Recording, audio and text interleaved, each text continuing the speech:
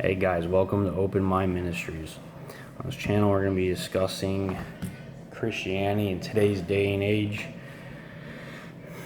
It's not sugar-coated, or watered down, because that seems like that's what most people are preaching. They want people to be happy, want people to be comfortable, but they don't really want to touch the subjects that, what I'm talking about, make people uncomfortable and make them feel convicted.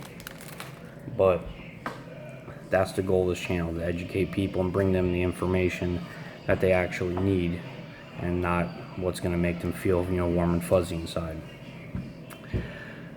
Today's my first video, and I'm going to kind of get into what brought me back to Christ, why I walked away, because I did grow up as a Christian. I spent the first about 16 years of my life going to church, and my dad was a minister. And I went in the military, did my own thing, lived the way I wanted to, lived in the world. And I paid for it in a lot of different ways. But today's video is going to be more about alcoholism and what that did in my life, and how he pulled me out of it. Because Christ did, spoiler, Christ did pull me out of it. He did save me. But I spent 10 years of my life drinking almost on a daily basis. And it ruined a lot of things in my life. And it started when I was younger. It started when I was 16, 17 years old. I had a good buddy that I met, and first day we met, we drank for the first time. And it never really ended there. It seemed like it was a constant pursuit after that to always find alcohol. That was the only thing that made me feel better. Parents had just gotten divorced. A lot of things were upside down in my life, and alcohol made it better.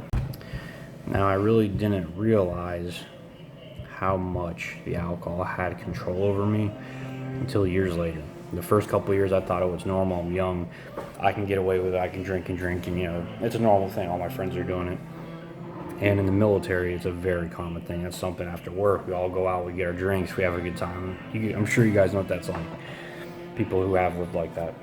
And I got to the point to where it was a daily thing. It was more of like, if I didn't have it, I just wasn't having a good time. If I went over to a friend's house or went over to hang out, it could be anyone pretty much, friends, family, there was always alcohol involved. They knew when I came over, I had a six-pack in my hand, and I was drinking. And if you weren't drinking with me, there was a problem. I was always trying to push other people to drink too, because it makes you feel more comfortable and other people are drinking with you. So it probably was the last 3 to 4 years of my drinking where I started getting heavier and heavier. My father died, and when my father passed away, I got heavier into whiskey and drinking liquors. And I think that's where I really lost it, was when I got heavy into the liquor. It was usually a couple times a week I was drinking liquor, and the rest of the week I was drinking beer. But I stayed drunk. Not throughout the day, but every night I was drinking. And it wasn't until I tried slowing down or tried quitting that I noticed the resistance. I noticed there was a problem, that it wasn't as easy as I thought. So eventually, I started noticing with my family, negative comments and things going on. I was like, hey, maybe I'm pushing too far. People are noticing, and it's embarrassing. And eventually I had to try and actually stop, because I wanted to know, can I stop, or am I just making excuses? So I quit for, I think it was 30 days. And when I tried to do the 30 days, I still drank twice during the 30 days. But it was hard. And I think maybe a week went by after the 30 days. And within that week, I went back to drinking. And probably within a week of that, I was back to drinking pretty much, once a day or every other day. And eventually I went back to drinking normally how I would. And then it started escalating again. And I started drinking more and more, and would spend more and more time at the bar, blowing more money, staying out to 3, 4 in the morning, doing stupid crap. And yeah, my wife wasn't having it. People around me were concerned. And I distanced myself too. That was a big thing. I distanced myself from a lot of my family, a lot of my friends.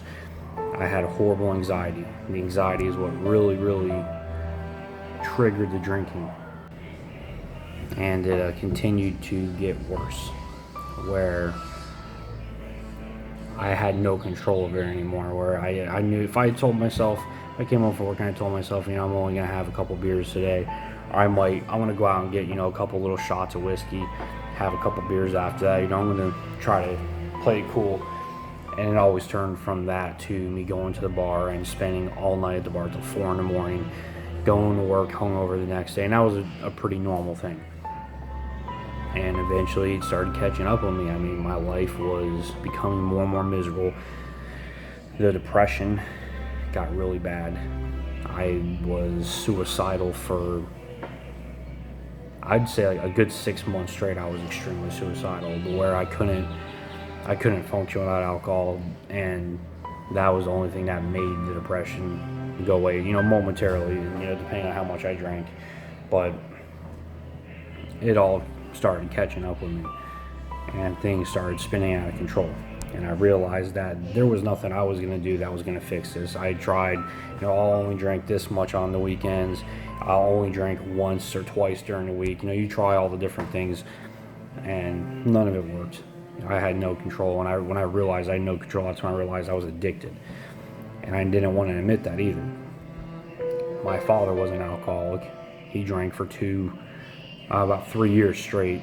Very, very heavy drinking, went through rehab multiple times, and ended up recovering and stayed sober for the last, I think, 9 to 10 months of his life. Went back to church, found his faith again, and now looking back, I think maybe that's part of what got him away from the alcohol, was finding his faith and relying on Christ. So, long story short, the way I found my way back, on my 30th birthday, I went out the night before and got wasted. I got trashed. Everyone was buying me shots. Everyone was throwing liquor at me. And the next morning I woke up feeling pretty useless. It was my 30th birthday and I didn't want to get out of bed. I called out of work and I prayed. And I had been, I'll touch on that really quick. I spent probably the last 3 to 4 months of me drinking, I spent a lot of it in prayer. A lot of times breaking down, getting on my knees, begging God to take it away from me, because I knew I couldn't do it by myself. But on my 30th birthday, he told me that pretty much I had to make a decision. That if I took a leap of faith and reached out for help, that he would meet me halfway. So I looked up a hotline, I called, and I found a local AA meeting, which ended up being right down the street from me. So I did 3 weeks of AA. I know for a lot of you that sounds ridiculous. That's it, 3 weeks, and I haven't drank it since. I've been sober now for 9.5 months, roughly, something around there. And I don't have it anymore. And it's because I took that leap of faith. I did the AA, and I was a huge fear because I couldn't be around people. I hated large groups of people. It made me extremely uncomfortable. But he slowly healed that in me, and that problem too. The anxiety has gone away. The anxiety is almost non-existent now, and it's all because of him.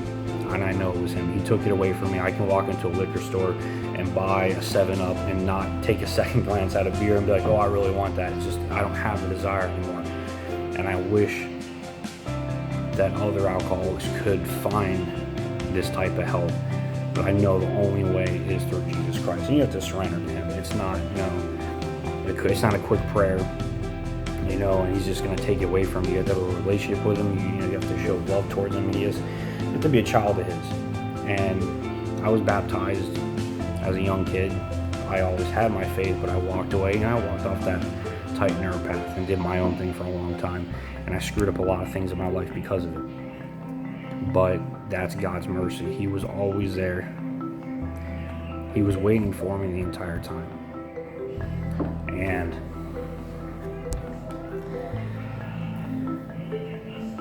it just proves how much love he has for us. Regardless of the way I treated him,